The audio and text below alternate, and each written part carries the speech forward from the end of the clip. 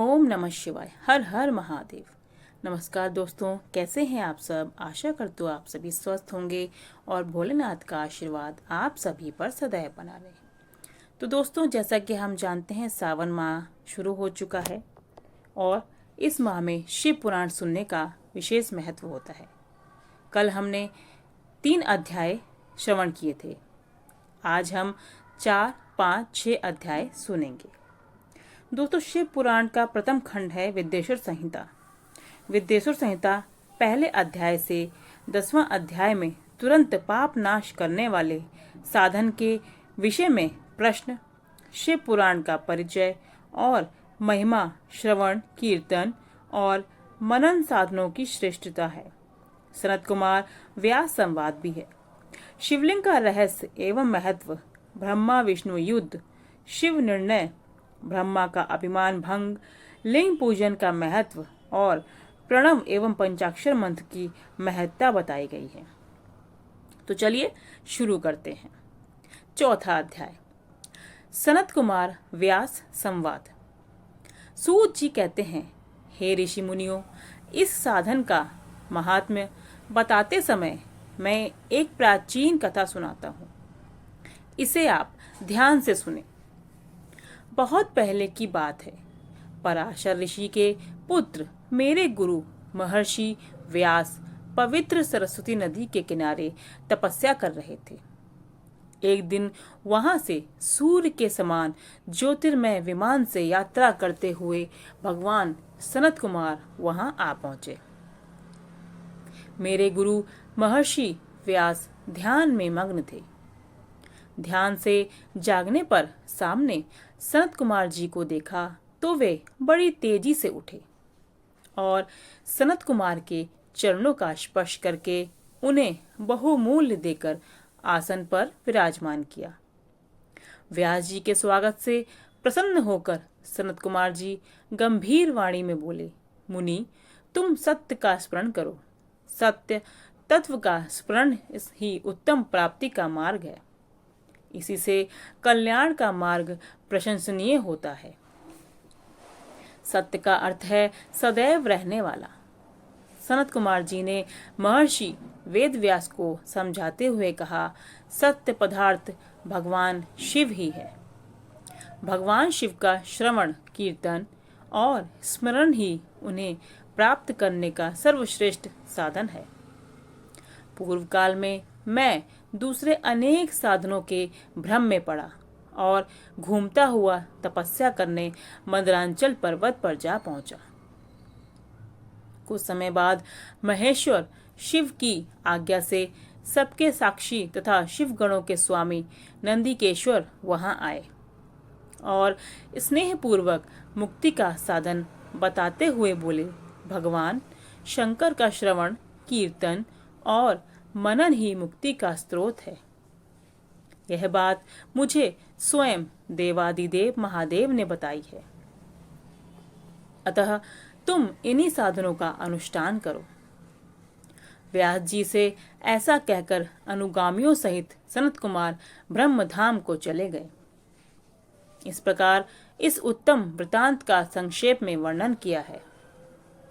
ऋषि बोले, सूत जी, आपने श्रवण, कीर्तन और मनन को मुक्ति का उपाय बताया है, किंतु जो मनुष्य इन तीनों साधनों में असमर्थ हो, वह मनुष्य कैसे मुक्त हो सकता है? किस कर्म के द्वारा बिना यत्न के ही मोक्ष मिल सकता है? इसी के साथ चौथा अध्याय समाप्त। 5वां अध्याय प्रारंभ, जिसमें शिवलिंग का रहस्य एवं महत्व बताया गया है। सूत जी कहते हैं, हे ऋषि मुनियों, श्रवण, कीर्तन और मनन जैसे साधनों को करना प्रत्येक के लिए सुगम नहीं है। इसके लिए योग्य गुरु चाहिए। गुरु द्वारा सुनी गई वाणी मन की हर समस्या को दग्ध करती है। स्वयं गुरु मुख से सुने शिव तत्व द्वारा शिव के दर्शन और गुणगान से अनुभूति होती है। तभी भक्त भक्ति कर सकता है। यदि ऐसा संभव नहीं है तो मोक्ष प्राप्त के लिए वह भगवान के शिवलिंग एवं मूर्ति की स्थापना करके प्रतिदिन पूजा करे। इस प्रकार भक्ति करके वह इस संसार सागर से पार हो सकता है। संसार रूपी इस सागर को पार करना है तो इस तरह की पूजा आसानी से भक्ति पूर्वक की जा सकती है। अपनी शक्ति एवं पात्रता के अनुसार शिवलिंग या शिव मूर्ति की स्थापना करके भक्ति पूर्वक पूजा करनी चाहिए। मंडप, गोपुर, तीर्थ, मठ एवं क्षेत्र की स्थापना कर उत्सव का आयोजन करना चाहिए और पुष्प, धूप, वस्त्र, गंध, दीप तथा पुआ और तरह तरह के नैवेद्य के रूप में भगवान को अर्पित करना चाहिए।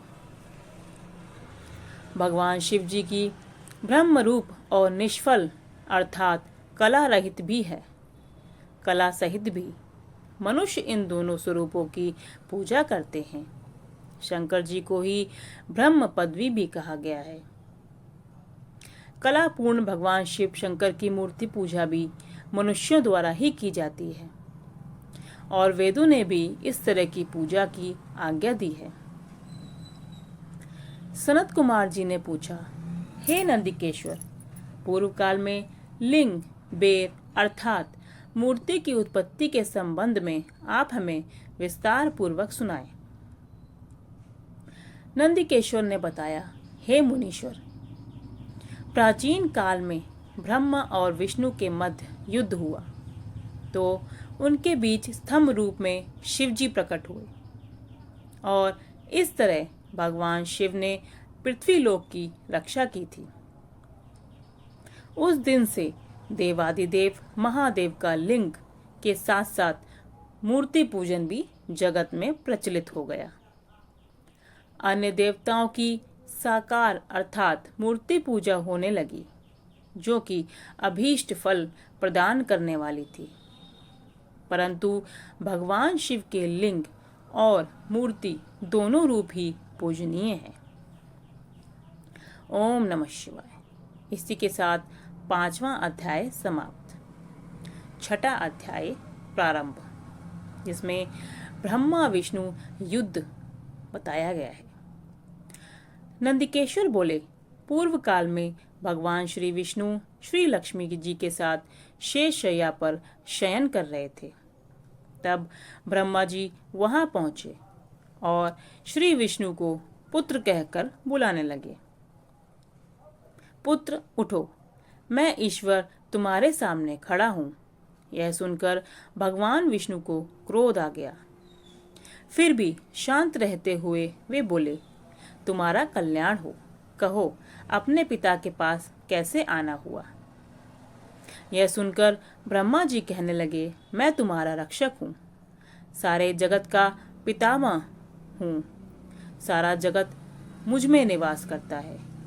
तू मेरी नाभि कमल के से प्रकट होकर मुझसे ऐसी बातें कर रहा है।